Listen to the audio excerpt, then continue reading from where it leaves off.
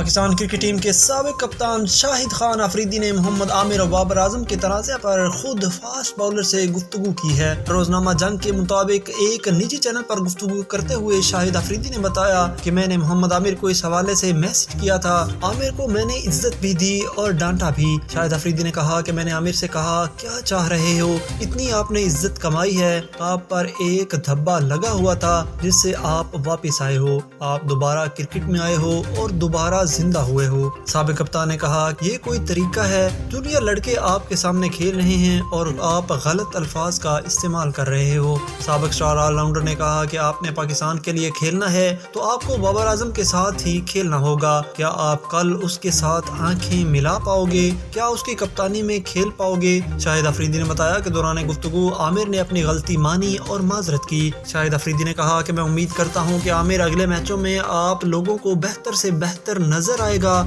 یاد رہے کہ PSL 8 سے قبل محمد عامر نے کہا تھا کہ میرے لیے بابر اعظم اور ٹیل اینڈر کو باؤلنگ کروانا یکساں ہے، میرے لیے بابر بھی ویسا ہے جیسے ٹیل اینڈر کھیل رہا ہو، میرا کام ہے ٹیم کو وکٹیں لے کر دینا۔